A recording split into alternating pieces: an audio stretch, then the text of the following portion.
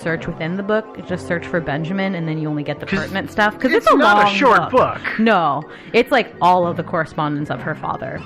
Anyway, apparently, it's pretty possible that he could have been abducted and, you know, taken some of the valuable stuff, but left some other stuff, and then he was just kind of like in the middle of nowhere and didn't really know where to go. So there's this one account from a quote-unquote girl at the time, and I'm pretty sure that what girl means is like young woman who works in a house, not like an actual child, AKA girl. servant girl. Yeah, but she reported that a couple days after Bathurst disappeared, she worked in the house of a consul near the sea, which was a considerable distance, quote unquote, from Pearlburg, but it was on the sea. So I don't think it's like that much. I don't know how. 100 miles or so? Yeah. 100, 200 miles ballparkish. Yeah, but not like 1,000 miles or anything like that. It's about a week's travel. Yeah. So on foot. Yeah, on foot. And it was, I would say, like 4 or 5 days later, she reported that a man had come knocking at the door late at night on a rainy night. And she said that she, you know, took her little light, whether it was a candle or like a hurricane lantern or something, to answer the door, and saw for a brief moment a man who, quote, matched Bathurst's description. He was wearing a traveling cap and a short fur-trimmed coat, basically. She called it a roquière, which is like a lined and trimmed coat, which like reaches to the knee. That's got it's trimmed with fur with a bright lining. Kind of like that sable coat that our protagonist similar. was wearing. Yeah, and so she answers the door and catches a glimpse of him, but of course, since it's a rainy night, the light blows out. So she only catches a glimpse of him. It's got to be a little creepy. Yeah, and a guy with an English accent asks for the master of the house, and she says, well, he's not in right now. Also, it's the middle of the night, so she's probably like, he's asleep, dude. Like, what are you doing? But she says, he's not in right now, but I'll tell him you called, right? You were here, if you'll tell me who you are. And he says, never mind that. But he asked her to tell her master that an English gentleman wanted to see him at the post house tomorrow. So her master did actually go. Like, I wouldn't do it, but okay. Went to the post house and actually asked after the gentleman, and it turned out that he had just been there and he had just left, but apparently a English gentleman had actually been at the post house waiting for him in the morning. And there's 2 separate reports of boats who originated from the area where this consul was in charge of, wrecked at sea. Being lost at sea. Yeah. That Bathurst was this like weird gentleman caller, and that he had been trying to get help from the consul, but had somehow otherwise booked passage. Yeah, but it couldn't have been him because he's wearing this long fur coat. But Bathurst's fur coat was found back in Pearlburg. Well, like later. Yeah, it was found. But it was found later back in Pearlsburg. It was. Pearlburg. Right. Yeah. So you're right. This probably wasn't him. Probably was not. Well, but the credibility for this is that at that time in an Austrian area, there is not a whole lot of Englishmen running around. You know, I mean, this is French-controlled territory. Well, so Germany. It's not as it's if Germany, though. But it is French-controlled territory. That is what one of the things the Battle of Wagram did. Oh, you're right. And I'm sorry. the Federation of the Rhine.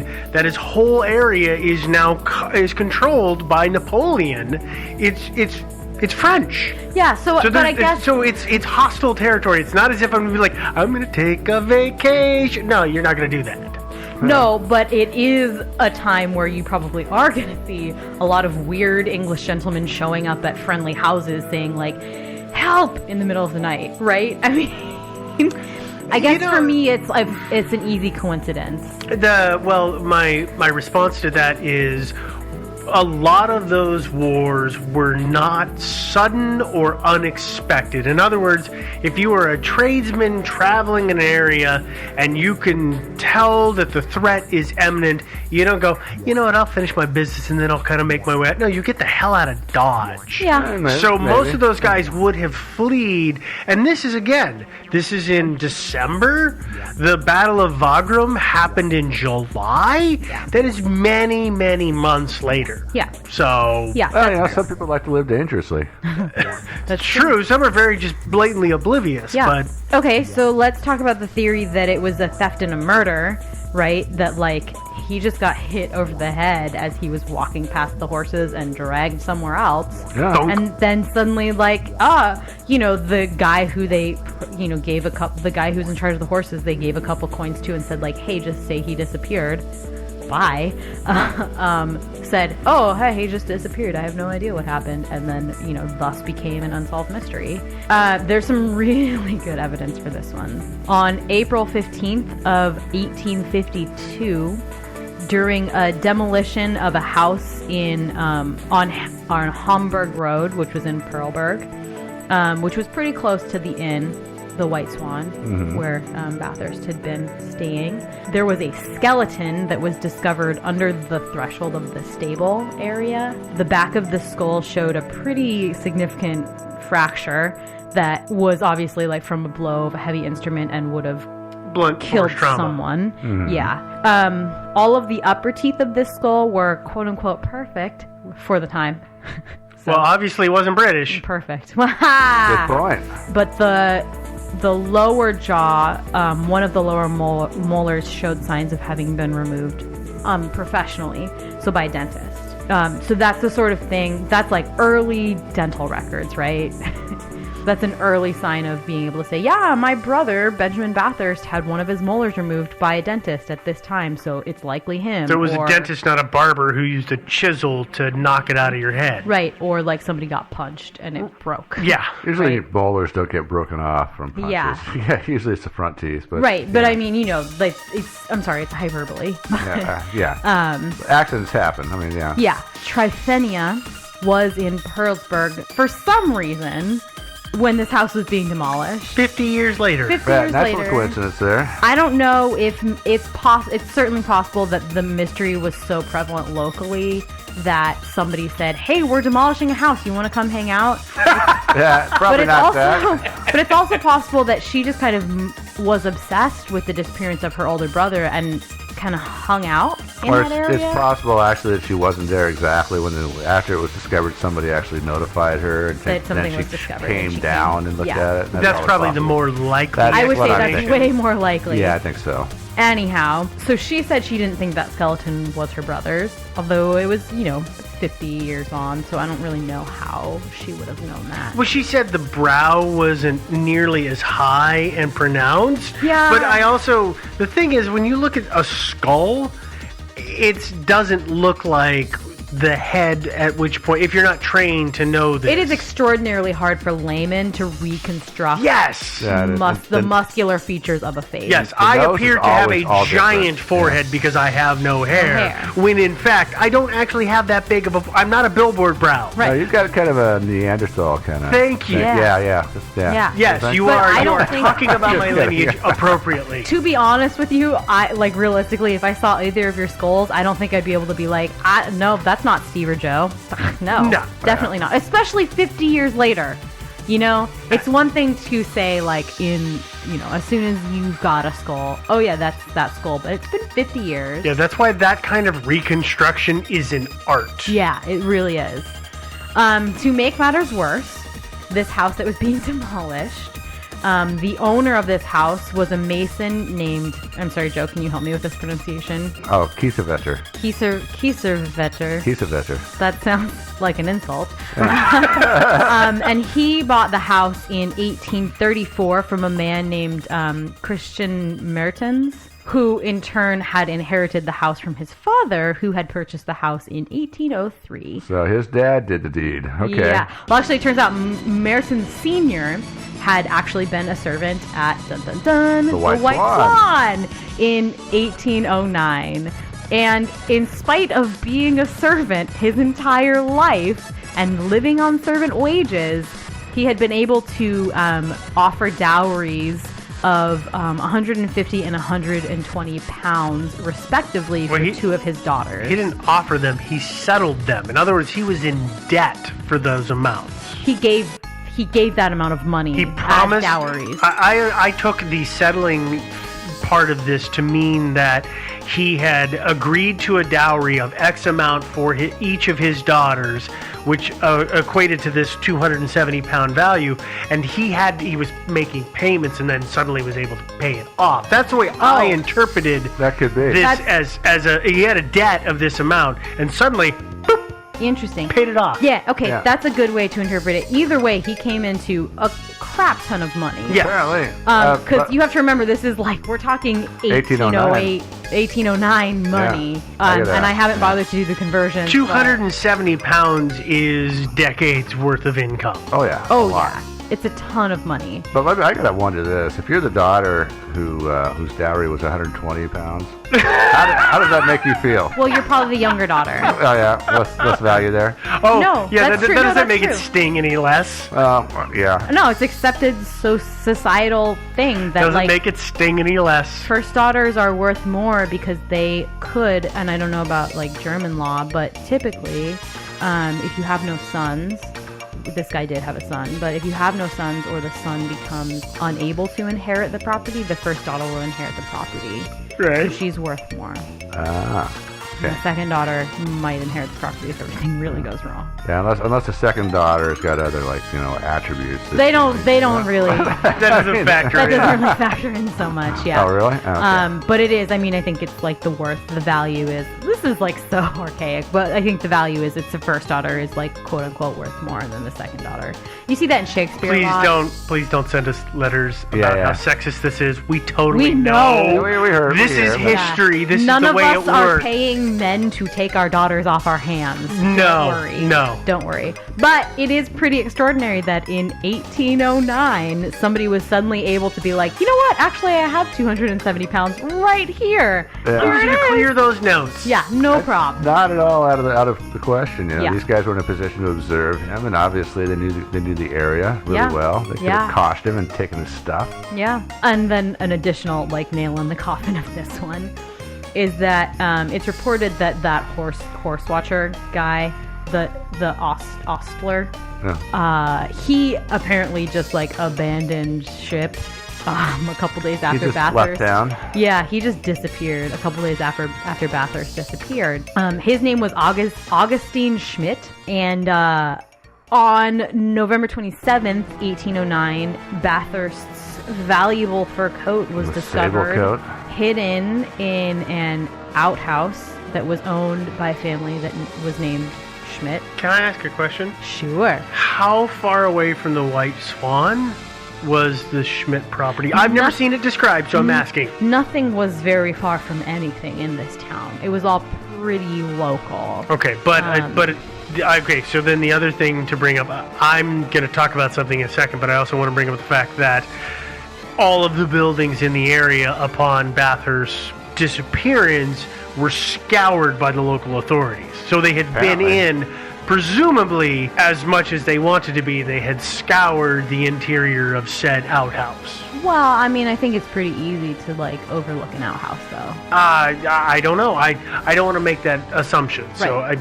that's why I'm bringing it up. But it was also, it was on the 27th of that year, so it was 2 days after he disappeared. Mm-hmm. Yeah. So it could have been discovered in said scouring. Okay. Yeah, I'm not sure they would leave it in the outhouse though, because the thing about it is even if the police choose not to search the outhouse when they're in search mode, they still have to go to the bathroom. They still have to use the outhouse. Yeah, so it seems like not the best way, because I've read other accounts that it was actually found in their house and not in their outhouse. That's possible. Again, accounts vary. It's hard. Yeah. So it seems like a better place for a sable. I wouldn't be keeping a sable in the outhouse. My reason for asking the distance from the White Swan to the outhouse is that I questioned if maybe while going out to check the horses or check the shay, Bathurst was suddenly seized by a very inconvenient, impressive need to find a place to take a seat. I don't think it was that close. Okay, No, that it was my wasn't question. like adjacent to the property. Okay, that's why I was asking. It's like, I'm going to take this off and stuff it here because I don't want to be wearing it while I'm doing it. I don't think okay. so. But this is 1809. Usually you just crap in the street. Well, okay, I guess like to alleviate all of these fears, Schmidt's mother admitted to have taken the coat. And she worked at also She at the White also Swan, right? worked at the White Swan. Yeah. As far as I can tell, there were not very many places to work in this town. Yeah. It was the White Swan or the coffee house, and that's pretty much Yeah, or the post house across Yeah, the road yeah. where the horses were. So a woman who was employed at the coffee house said that after Bathurst had visited her establishment, you remember that he visited there to talk to the captain, that Augustine Schmidt had come in and said, "Hey, where'd that guy go?"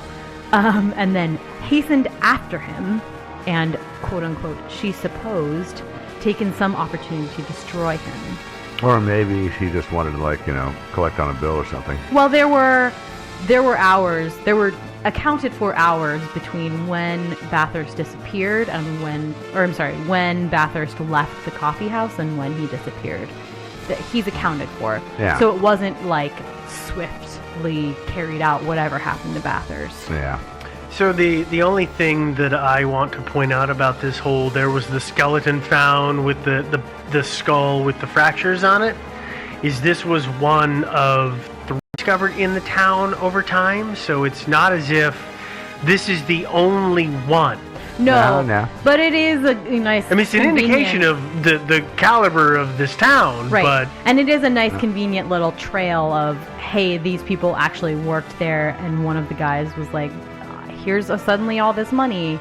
Right after Bathurst disappeared. But that also makes it completely possible that 2 years prior, some other rich dude flouting his giant wad of cash got clubbed in the back of the head and stuffed under the stairs. Absolutely. Yeah, it could have been anybody. I mean, it could have been. Yeah. And Yeah. again, this whole stashing murder victims on your own property, I still don't get it. I've not said this before. I'm a big believer in taking them out to the woods or dropping them in a lake or something like that. I mean, I guess I That's a lot of understand effort. it. Yeah. I guess I understand it if you're planning on living there for a really long time and it's like in your house, like under the floorboard. Which is what this Which Yeah. is what this was. Yeah. it was under the kitchen. Yeah. It would still creep me out a bit. Oh yeah, it's still really, really creepy, but it's safer there because you know you're going to be able to control. In 1809, you know you're going to be able to control someone like coming in and pulling up the floorboards in your house. I don't think it's that creepy. For the era, Yeah. if you think about how common death is, I mean, to us, Yeah, like back in the- anybody that's a good dying point, yeah. around us is weird, but back in that day, people dropped like flies all the time. Oh, I got a hangnail, poof, dead. Well, that's true. And actually, the people in those in 1809, they hadn't grown up on a steady diet of horror movies and stuff like that. So it wasn't like they were Yeah. like, and then read. Yeah. Yeah. That's just not normal. Yeah. So, yeah, I mean, I think it's likely that he just kind of got hit over the head and Oh, yeah. robbed and then, dropped somewhere, and that a bunch of people in the town may have been complicit, together. That's either the amount of stuff that he had on him would have been enough to furnish a couple different families in the town a significant increase in income. Oh, yeah. The only thing that makes me want to lean towards this is the dowry payments. The diamond pin is completely untraceable because diamonds can be pulled out of a setting, especially a diamond pin. It's not going to be a crazy big diamond. Yeah. The rest of it is clothing, which disintegrates over time and is not going to be kept long term, as in over multiple generations long term. Yeah. Yeah, and it's not as though like Dummy McGee over here is going to be like 2 weeks later, hey, look at this fancy coat I suddenly found. like, Actually, wearing I've it seen around. that on the internet, but Right, but we're much dumber than those people were. that is true because That's we what have I a series of tubes Yeah. that funnels idiocracy. Yeah. Oh, So, yeah. But yeah, actually, moving the diamond and the sable could have been done, just not locally. I mean, it go to Totally. Berlin, and Yeah. I'm sure you could. Which move that it stuff. turns out is not that far away. Not really. No, not at all. And you know what? Black markets are a beautiful thing. Oh yeah, I like It's it. also not, again, they don't have like a series of tubes. So, if you do it within a couple of weeks, it's not as though people are going to know that Weeks, this guy months. has disappeared. Yeah, probably even It's months. easy to sit on. At that time, you think about it today. We know about a story for weeks or months, and then it lingers for years. At that time, you could literally sit on the spoils of your heist for a year. Yeah. And nobody's going to have any inclination, well, that's weird. It has BB embroidered in the lapel. Is that Benjamin Bathurst? Yeah. You've forgotten about it. Let's move on Oh, yeah, let's do. to the next set of theories. It's Okay. just one theory. Yeah. That was the only one that had a subset. Thank God. Because there's a lot of bullets. And this theory is French abduction. J'accuse. Oh.